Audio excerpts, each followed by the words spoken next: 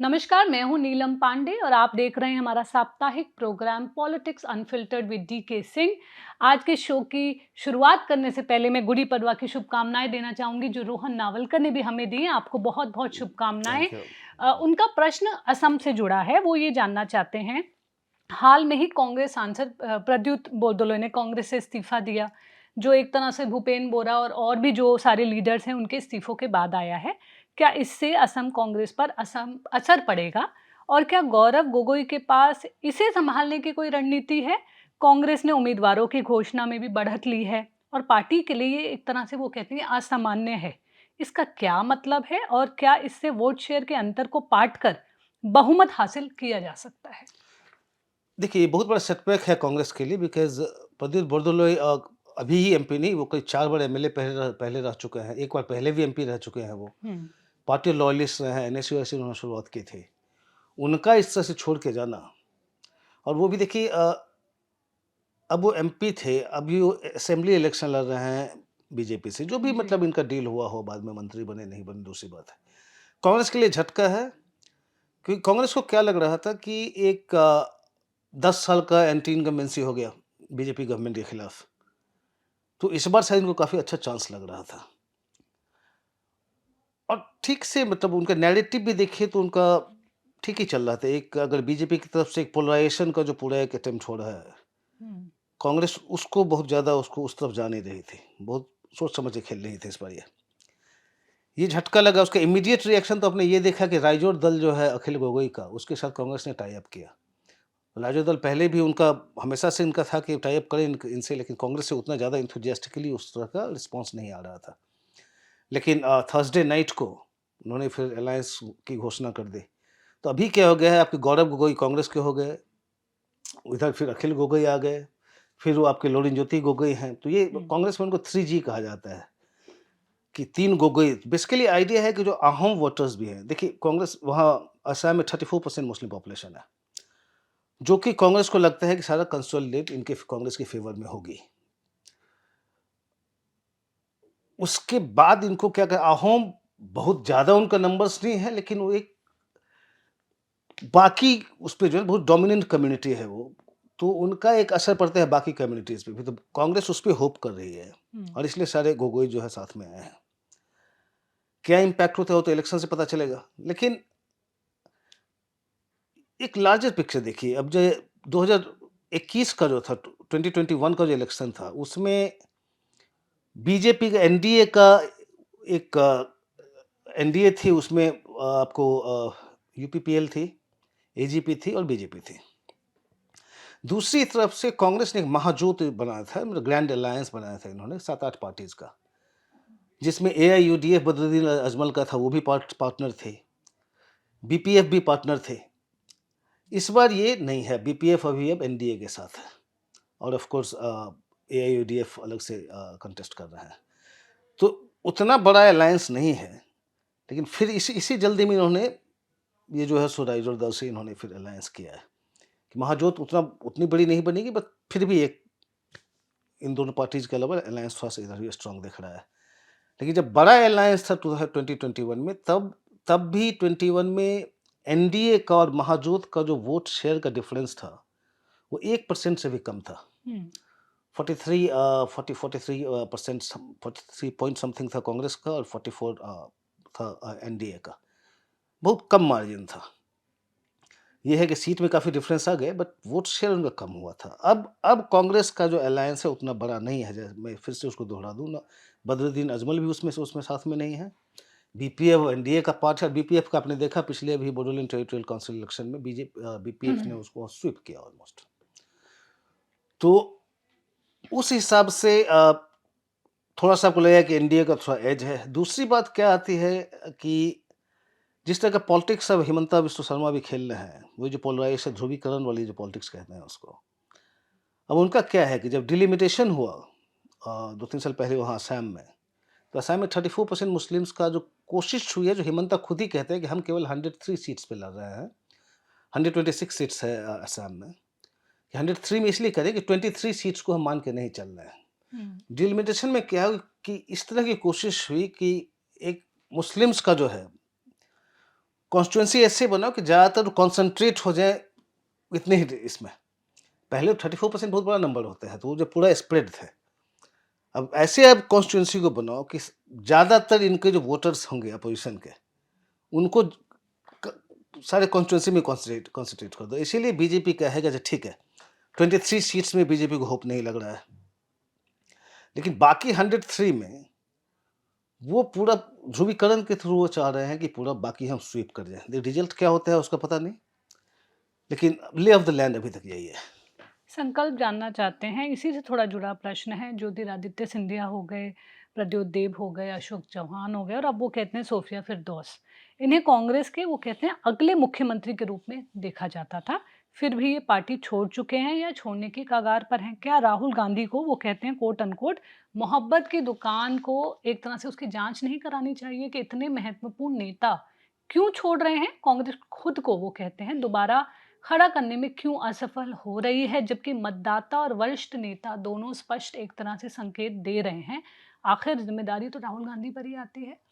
वो सही बात है, मतलब राहुल गांधी की ज़िम्मेवारी है कि कांग्रेस लीडरशिप की ज़िम्मेवारी है कि अब देखिए, अब जब अपने आपके लीडर्स को ही इतना कन्विक्शन नहीं है कि आप जीतोगे, हम्म, तो फिर जनता को कितना कन्विंस कर पाओगे? पहले तो कन्विक्शन आपके लीडर्स में होना चाहिए कि हम जीतने जा रहे हैं, तब वो कुछ गलतियाँ भी होंगी तो रुकेंगे। तो ये जो एक कम्युनिकेशन गैप जो है, मतलब जो ज़्यादातर अपनी हिमंता ने विश्व शर्मा ने छोड़ा था, तभी से आप सुन रहे हैं कि लीडरशिप जो है सो लोकल लीडर्स को उस तरह से जो इनको जो रिस्पेक्ट चाहिए, मान-दान चाहिए, जो सुनने वाला चाहिए वो नहीं मिल पाता। इस बार भी हमें जैसे पता चला कि प्रद्युत बरदोलय हैं। अब ये भी केसी वेणुगोपाल से काफ़ी मिलने की कोशिश करे थे, वो भी हम्म, मीटिंग नहीं हो पा रही थी। ये जो डिस्कनेक्ट जो है, ये बहुत बड़ा कारण है इसके लिए कि लीडरशिप अपनी दुनिया में रहती है, बाकी लीडर्स अब मतलब हाईकमान अलग की अलग दुनिया है और बाकी लीडर्स की अलग दुनिया है। मेजर डिस्कनेक्ट है। तो यहाँ पे अब राहुल गांधी की गलती आप कह सकते हैं, लेकिन दूसरी बात भी है देखिए, अब प्रद्युत बोरदोलोई को अब वो नगाँव से आते हैं, मुस्लिम डोमिनेटेड कॉन्स्टिट्यूंसी हो, पार्लियामेंट्री कॉन्स्टिट्यूंसी। तो अगर इनको फिर से वहाँ लड़ना हो, तो आप बीजेपी के पास जाएँगे, अगर बीजेपी के कैंडिडेट हो गए तो अगली बार आपको नहीं एमपी लड़ना होगा, क्योंकि फिर आपको मुश्किल हो जाएगी कॉन्स्टिट्यूंसी में। तो अब वो असेंबली इलेक्शन लड़ रहे हैं वहाँ पे। अब ठीक है, जो डिस्पर्सल। भी डील हुआ हो, मंत्री बने, जो भी बने। ज्योतिरादित्य सिंधिया का भी, चलो उस समय आपको कमलनाथ को सीएम बना दिया गया, अब इनका ग्रज था कि मेरी नहीं चलती वहाँ पे। लेकिन सारी बातें सोफिया कुरैशी का भी वो कह सकते हो, सोफिया कुरैशी के फादर ने कुछ क्वेश्चंस रेज किए थे कि कांग्रेस की फंक्शनिंग जो है सो उस तरह से नहीं हो रही है, हम्म, तो कांग्रेस ने एक्सपेल कर दिया। सोफिया कुरैशी उड़ीसा में के असेंबली में पहली बार कोई मुस्लिम एमएलए बनी, वो सोफिया कुरैशी थी। ब्राइट हैं, आर्टिकुलेट हैं।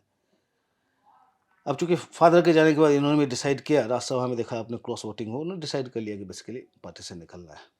अब लोग अपना कांग्रेस से एक्सपल्सन भी रिस्क लेके क्रॉस वोटिंग कर रहे हैं।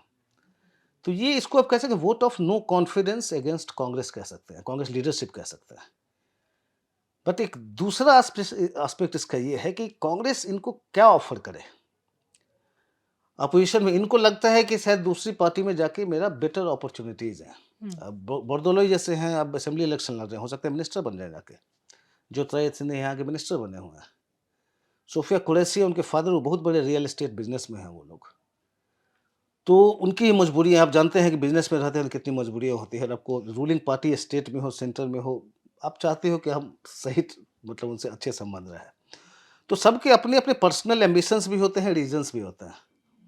तो ये केवल एक ही तरफा नहीं है कि कांग्रेस नहीं कर पाई। कांग्रेस का फेलियर तो है ही, कांग्रेस हाईकमान का फेलियर है अगर ये सब लगातार हो रहा है तो। बट एक दूसरा एस्पेक्ट है कि अगर आप इतने एम्बिशियस हैं कि आप ज़्यादा वेट नहीं कर सकते रिवॉर्ड के लिए, कि आपको दिख रहा है कि कांग्रेस में अभी ज़्यादा दिन रहे तो मतलब कुछ होने वाला नहीं है, हमें कुछ मिलने वाला नहीं है इसमें, तो ऑब्वियसली फिर आप भी अपॉर्चुनिटी खोजेंगे। जी। नरेंद्र आर्य जानना चाहते हैं, कर्नाटक के स्पीकर ने विधानसभा को स्थगित कर दिया है, यह दिखाते हुए कि सरकार का कामकाज एक तरह से सही तरीके से नहीं चल रहा है। यह काफ़ी वो कहते हैं अभूतपूर्व है। ऐसा लगता है कि सत्तारूढ़ जो कांग्रेस पार्टी है, उसमें अब दरारें दिखने लगी हैं। राजस्थान के बाद अब कर्नाटक में भी ऐसा हो रहा है। क्या कांग्रेस के नेता इतने कमज़ोर हैं कि राहुल गांधी को सहन कर रहे हैं, जिन्होंने पार्टी को काफ़ी नुकसान पहुँचाया है? देखिए, कर्नाटक में हम कई बार डिस्कस करेंगे, दरार तो वहाँ पे बहुत क्लियर है आपको, डीके शिव हुँ, कुमार वर्सेस सिद्धारमैया, एक कुर्सी की लड़ाई जो है, वो तो बहुत क्लियर है, लेकिन जो पर्टिकुलर इंस्टेंस ये कर रहे हैं कि स्पीकर ने जी, ऐसा नहीं पूरा स्थगित किया। सेशन नहीं जी, साइनिडाइज नहीं हुआ, वो जी। उस दिन का उस समय का उन्होंने गुस्से में जो है सो कर कर दिया दिया, था। क्योंकि अब उनका कहना था कि अरे 245 क्वेश्चंस आए, आंसर दिया गवर्नमेंट ने केवल 90। तो आपके मिनिस्टर्स इतना अच्छा, ये अनस्टार्ड क्वेश्चन, रिटन क्वेश्चंस है, ये नहीं है कि अब मिनिस्टर का सारे क्वेश्चन को खड़े होकर आपको स्टार्ड क्वेश्चन जैसे होता है कि आपको जवाब देना है और हुँ, हुँ, सप्लीमेंट्री क्वेश्चंस, वो भी नहीं है। तो आपके अधिकारी हैं या आपके मंत्री हैं, वो बॉदर नहीं कर रहे हैं। देखिए क्वेश्चन और क्या होता है किसी भी असेंबली में या पार्लियामेंट में, गवर्नमेंट की जो अकाउंटेबिलिटी जो फिक्स की जाती है, हुँ, ये इन क्वेश्चंस के थ्रू ही होता है। आप मुद्दों को उठाते हो, जवाब मांगते हो सरकार से, और सरकार को जवाब देना बॉदर भी अगर सरकार नहीं करे, तो ये सारी अकाउंटेबिलिटी के क्वेश्चन ही खत्म है। तो इस केस में जो सिद्धारमैया का दिखाता है, जो कि इनकी प्रायोरिटी इतना ज़्यादा हो गई है अपनी कुर्सी पकड़ के रखने की, कि ये जो एक नॉर्मल फंक्शनिंग होता है हुँ, विधानसभा, उसमें भी उनका कोई इंटरेस्ट नहीं है। उनका ग्रिप जो है एडमिनिस्ट्रेशन से चला गया। अगर आपसे अगर डरेंगे अधिकारी या आपके मंत्री, तो फिर इस तरह करने कुछ नहीं करेंगे ये, कि वो ऑटो पायलट पे जैसे चल रहा है ना, कि ठीक है क्वेश्चन है नहीं दिया, हुँ, जवाब जस्ट नहीं देना, इतना इरिस्पॉन्सिबल, एटीट्यूड। ये इस तरह का एटीट्यूड होना, ये दिखाता है कि सिद्धारमैया का ग्रिप खत्म होता जा रहा है धीरे धीरे, और लोग ज़्यादा बॉदर नहीं करते, और सिद्धारमैया खुद भी बॉदर नहीं करते। मैं यही लग रहा है। हालांकि जब स्पीकर ने ये डिसीजन लिया, उसके बाद सिद्धारमैया ने सबको लेके उनको लिखा और डांट फटकार जो भी लगाई, हुँ, लेकिन वो तो अब जब स्पीकर के रिएक्शन में आप कर रहे हो ना, सरकार का कर्नाटक में बहुत बुरा हाल है, और ये कितना बुरा हाल है, ये बहुत बड़ा उसका एक उदाहरण है। उदाहरण है। जी, हमारे एक व्यूअर हैं हैनिबल, वो जानना चाहते हैं डॉक्टर पांडे ने कुछ हफ्ते पहले बीजेपी के राज्य अध्यक्षों के चयन में समानताओं पर डॉक्टर पंडे आपको कह रहे हैं वो? जी, जी, एक हाँ, लेख लिखा था। हाँ। अगर हम बीजेपी के मुख्यमंत्री चयन का इसी तरह विश्लेषण करें, तो बिहार के अगले मुख्यमंत्री के बारे में क्या अनुमान लगाया जा सकता है? देखिए पहले तो बीजेपी में अनुमान लगाना वो बहुत रिस्की होता है। जी। नॉर्मली देखें तो आप कहेंगे कि जैसे डिप्टी चीफ मिनिस्टर सम्राट चौधरी, वो हुँ, बीजेपी के लेजिस्लेटिव पार्टी लीडर भी है। तो उनका क्लेम मतलब होम मिनिस्ट्री भी उनके पास है। जी। तो उनको जिस तरह से प्रमोट किया बीजेपी ने इलेक्शन के बाद, हुँ, अच्छा पहले वो भाजपा के अध्यक्ष भी वहाँ पे रह चुके हैं। हुँ, प्लस एक लव कुश कॉम्बिनेशन जो ये लाती थी जेडीयू का था। अब बीजेपी की वही कोशिश रही कि ठीक है सम्राट चौधरी जो है उनको लाके फिर उस वोट बैंक की तरफ हम बढ़े। तो लॉजिकली वैसे देखें, लॉजिकली मतलब ऐसा कोई इलॉजिकली हुँ, भी नहीं होता, मतलब जनरली आप अगर देखें जो संभावनाएँ बनती है, तो सम्राट चौधरी का लगता है कि शायद उनका ज़्यादा चांस है। हुँ। लेकिन फिर भाजपा में किसी का कभी चांस जब तक नहीं होता, जब तक कि फाइनल एक अनाउंसमेंट नहीं हो जाए। जी, ये थोड़ा-सा वो थोड़ा कटाक्ष भी कर रहे हैं कि आपकी जिस कॉपी की बात कर रहे हैं कि अध्यक्ष बनने के लिए क्या-क्या ज़रूरी है। जी। तो ऑफ कोर्स आपने ही मेंशन किया था कि हुँ, एक कास्ट फैक्टर करता है। हुँ, दोनों को देखिए, एक अध्यक्ष में और चीफ मिनिस्टर में थोड़ा अलग-अलग चीज़ें भी आ जाती है। अध्यक्ष में आपको बहुत सारे दिखे होंगे, कास्ट के अलावा उनकी अपनी ऑर्गेनाइज़ेशनल ग्रास एबिलिटी, रूट पे कैसे ग्रासरूट काम पे क्या करते हैं। है, हुँ, आरएसएस से मतलब क्या पृष्ठभूमि से क्या है कि नहीं। पृष्ठभूमि से है, नहीं है, बहुत सारे फैक्टर्स होता है। शुरू में 2014 के बाद कुछ नए-नए चेहरे दिए थे बीजेपी ने। उस समय आपको बीजेपी का इंटेंट लग रहा था कि नए चेहरों को, नए लीडरशिप को उभारना है, जो कि बीजेपी का स्ट्रॉन्ग पॉइंट रहा है हमेशा से। वो हुँ, एक दूसरा लीडरशिप जो है डेवलप करते रहते हैं वो। उसमें कई निकल के भी आए, आपके देवेंद्र फडणवीस निकल के आए, योगी आदित्यनाथ निकल के आए, हिमंता विश्व शर्मा निकल के आए, हालाँकि बीजेपी के नहीं हैं वो, मतलब नहीं थे। लेकिन जब उनको बनाया गया 2021 में, 16 से 21 तक तो सर्बानंद सोनोवाल सीएम थे, लेकिन हिमंता विश्व शर्मा को काफ़ी प्रमोट किया इन्होंने, एक चेहरा बनाने के लिए, जो अब वो काफ़ी पॉपुलर हो गए हैं। तो उस समय तो वो थी टेंडेंसी जो उनके डिसीजन में देखते थे कि किसमें पोटेंशियल है, किसको कितना आगे बढ़ा सकता है। अभी पिछले कुछ सालों में टेंडेंसी देख रहे हैं कि किसका सबसे कम मास बेस होगा। मतलब इसको आप कटाक्ष कह लें, लेकिन हुँ, अगर आप देखें भजनलाल शर्मा को देखें, मोहन यादव को देखें, हुँ, ये सीएम कहाँ-कहाँ से लाते हैं अब। मतलब ये है कि मतलब कहीं भी रैंडमली आप, जैसे कमज़ोर लोगों को नहीं चुनना होता है, कि जो हमारी सुने और सारी चीज़ों के लिए हाईकमांड को देखता रहे। तो ये जो कांग्रेस वाला जो एक सिलेक्शन का क्राइटेरिया था वो बीजेपी में भी आ गया है। अब बिहार में क्या होता है पता नहीं। चिराग का प्रश्न है, वो ये देख रहे हैं पिछले वो 1 साल से बीजेपी कार्यकर्ताओं को वन नेशन, वन इलेक्शन के लिए ज़मीनी स्तर पर प्रचार करते हुए, हुँ। जिससे जागरूकता बढ़ाने की कोशिश भी की जा रही है। हालाँकि सोशल मीडिया पर इस तरह का प्रचार वो कहते हैं नहीं नज़र आता है। क्या आपको पता है कि पर्दे के पीछे क्या चल रहा है और क्या निकट भविष्य में बीजेपी, एनडीए इस संवैधानिक बिल को संसद में ला सकती है? संसद में तो आना ही ऑलरेडी है संसद में, जेपीसी के पास है बिल जी। ये और जेपीसी को अभी उन्होंने एक्सटेंशन दिया है till the last week of मतलब first day of the last week of the monsoon session. Hmm, मतलब अगस्त में आप अगस्त तक में फिर इनको जेपीसी की रिपोर्ट आ जाएगी, फिर इसी सेशन में टेकअप करें अगले सेशन में। बिल तो आना ही है, डिस्कशन भी होना है, कितना पुश कर पाएँगे ये होता है बिकॉज़ उस वन नेशन वन इलेक्शन में बहुत सारे कॉन्स्टिट्यूशन अमेंडमेंट की ज़रूरत पड़ेगी। हुँ, जिसके लिए आपको ज़रूरत पड़ेगी 2/3 2/3 जो है आपका मेजॉरिटी। प्रेजेंट इन वोटिंग जो है उस समय। एक तो ओवरऑल स्ट्रेंथ का हाफ से ज़्यादा आपको चाहिए और जो प्रेजेंट और वोटिंग उसमें 2/3 वो चाहिए उसमें। तो इसको पास करने में जितने तरह के अमेंडमेंट की ज़रूरत है, वो थोड़ा मुश्किल होगा। क्योंकि उस तरह के नंबर्स खास करके राज्यसभा में अभी भी नहीं है इनके पास में। इनफैक्ट उसको देखेंगे तो अब लोकसभा में कई क पार्टीज़ हो सकती हैं जो कि एनडीए के पार्टी भी हैं, लेकिन उनका हो सकता है कुछ हुँ, रिज़र्वेशन हो इसके बारे में। अभी फाइनली जब डिस्कशन आना शुरू होगा उस समय हम देखना शुरू करेंगे कौन सी पार्टी किधर जाती है। लेकिन राज्यसभा में तो डेफ़िनेटली एक नंबर्स का इश्यू है। अगर अपोज़िशन इसी तरह से यूनाइटेडली इसको विरोध करती रहे तो। वो आएगा, लेकिन एक लार्जर पिक्चर देखिए, वैसे भी 29 में तो वन नेशन वन इलेक्शन आने आने वाला नहीं है। वो 34 तक ही पॉसिबल है। अब 34 इलेक्शन तक क्या बीजेपी चाहेगी? देखिए, जैसे अपोज़िशन का जो एक हमेशा एक डर रहा है, जो बोलते नहीं हैं वो, हुँ, कि अरे अगर सारे एक साथ हो गए तो एक प्राइम मिनिस्टर नरेंद्र मोदी का एक इतना पॉपुलैरिटी है कि पता चला कि सेंटर से लेके सारे स्टेट्स भी एक साथ जीत जाएँगे ये। फिर हम कोई चांस ही नहीं रहेगा। लेकिन जब तक वन नेशन वन इलेक्शन अगर इम्प्लीमेंट हो भी गया, जो कि हाइली अनलाइकली है, अगर हो भी गया, तो तब तक 34 तक बीजेपी के पास वो उस तरह का ब्रह्मास्त्र नहीं रहेगा जो कि अभी उनके पास में है। अनलेस कि कुछ नया लीडरशिप इस तरह का और हो, योगी आदित्यनाथ हों या फिर बाकी जो भी कंटेंडर है, प्राइम मिनिस्टर कंटेंडर, वो हुँ। इतने पॉपुलर हो जाएँ। लेकिन अब क्या बीजेपी इतना कॉन्फिडेंट है कि अगर एक साथ सारे इलेक्शंस हुए तो हम स्वीप कर लें, अगर उल्टा हो गया तो? एप्रीहेंशन तो सब में है। अब लेकिन एक ये है कि उनमें ऑलमोस्ट बीजेपी वाले बात करेंगे, वो भी यही सोचते हैं कि पास तो होना नहीं है पार्लियामेंट में। आप इसको मुद्दा बना सकते हैं कि देखो अपोज़िशन विरोध कर रही है, अपोज़िशन ऐसा नहीं होने दे रही है, कितना पैसा खर्च होता है, मतलब वेस्ट होता है, गवर्नेंस नहीं चलते। तो ये सारा कुछ कहने के लिए मुद्दे हो जाएँगे पब्लिक में बात करने के लिए। कितना सीरियसली बीजेपी परस्यू करेगी?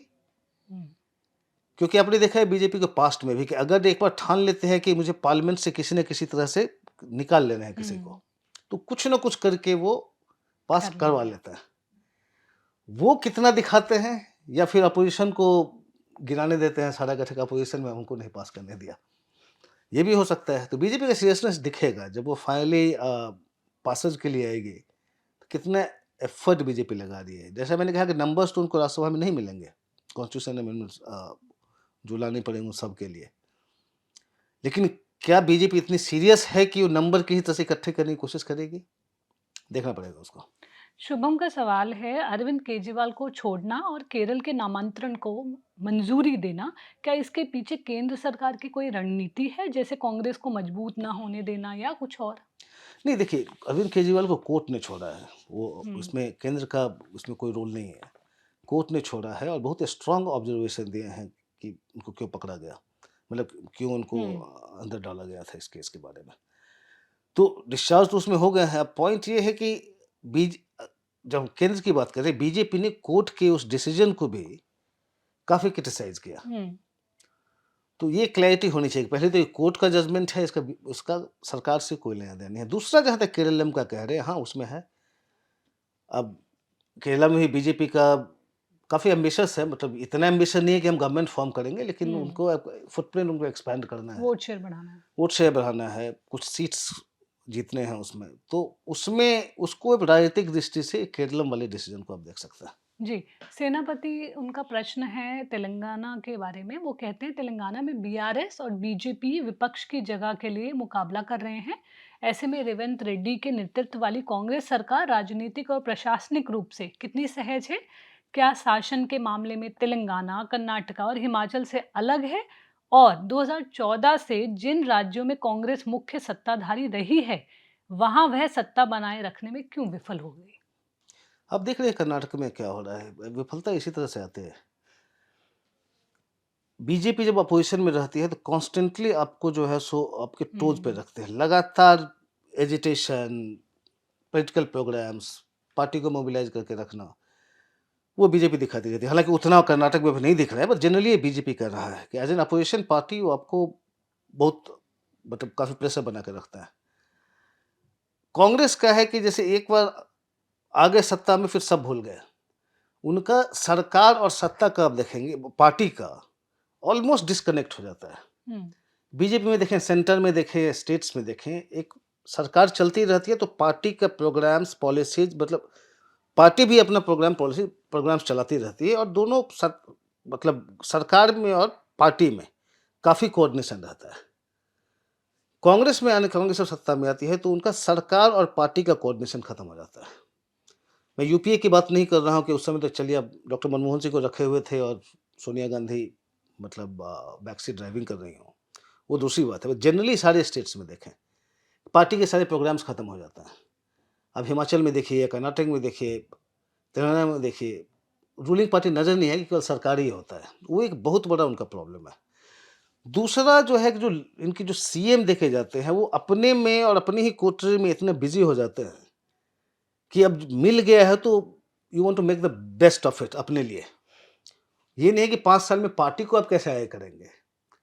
वो अपना एजेंडा हो जाता है कि 5 साल में सबसे हम कितना कुछ हम कर पाएँ अपने लिए और अपने लोगों के लिए। वो मेजर इश्यू होता है।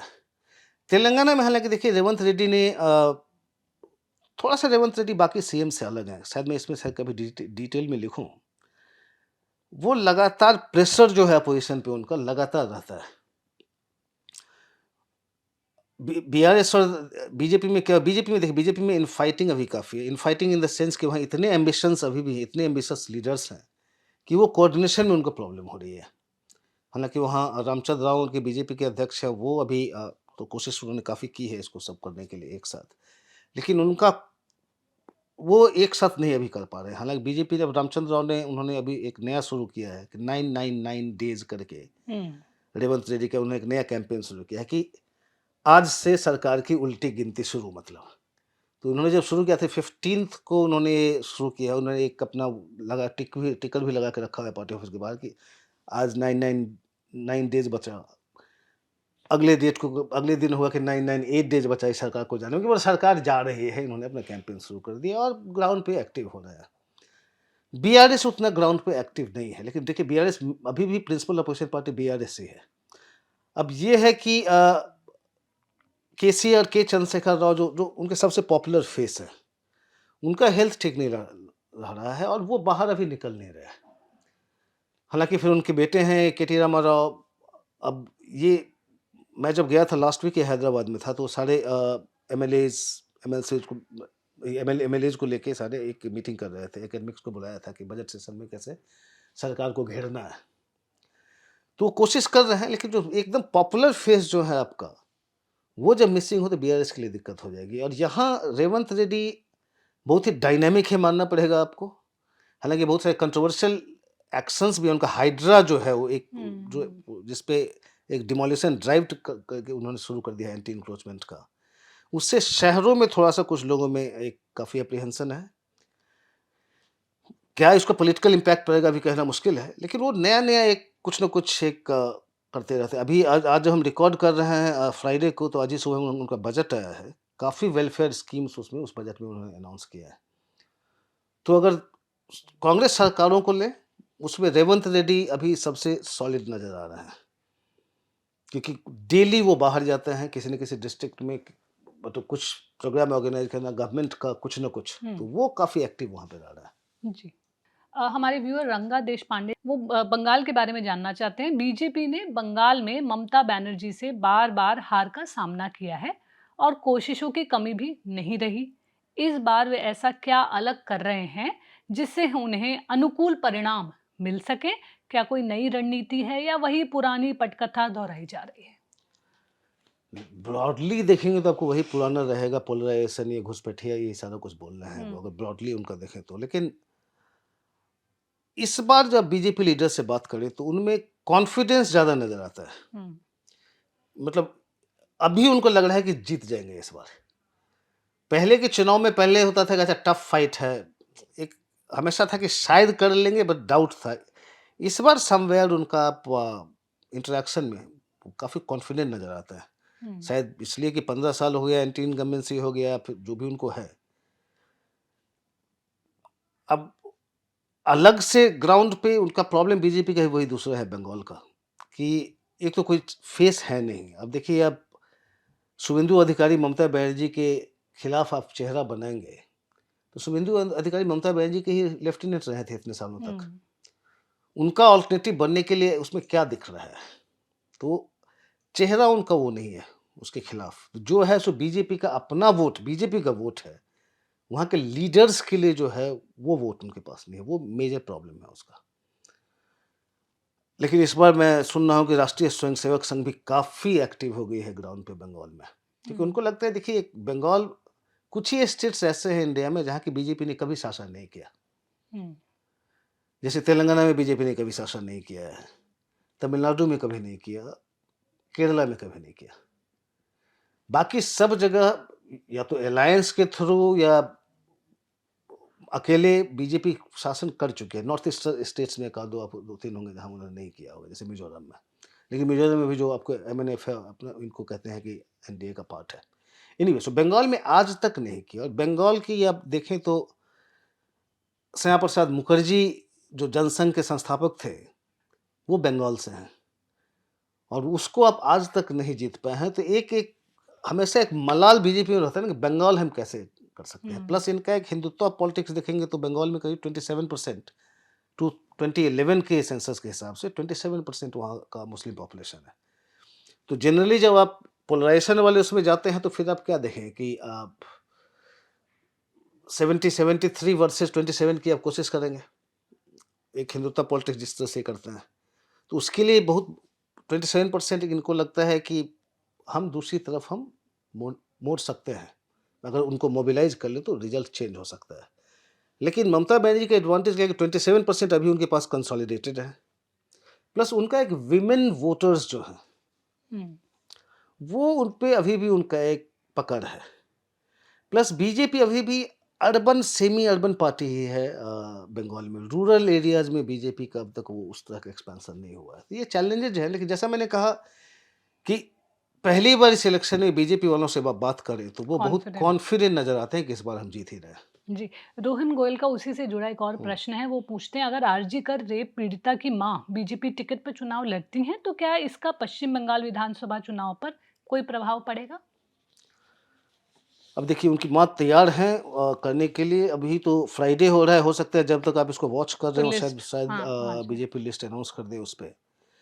प्रभाव का देखिए, आरजी कार्ड से पहले अब 24 अब लोकसभा इलेक्शन में आपने देखा संदेश खाली वाला जो हुआ था कि हुँ, वहाँ पे काफ़ी विमेन के एक्सप्लॉइटेशन का जो उठा था मुद्दा, वो जी। टीएमसी लीडर्स के द्वारा बहुत बड़ा मुद्दा बनाया था। और वहाँ आपकी रेखा पात्रा जो इनको विक्टिम के रूप में लेके और उनको बीजेपी ने उनको खड़ा किया था वहाँ लोकसभा कैंडिडेट बना के। हुँ, ये सोचते हुए कि इससे कैलकुलेशन ये एक तो है कि बेसिकली देखो ये इस तरह की पार्टी, उसमें कई सारे एंगल थे। एक तो कम्युनल एंगल आ गया था बिकॉज़ जो शाहजहाँ जो टीएमसी का लीडर जो अक्यूज़ था, एक तो आपको एक मुस्लिम अक्यूज़्ड हो गया, जो इनके नैरेटिव में फिट बैठ रहा था।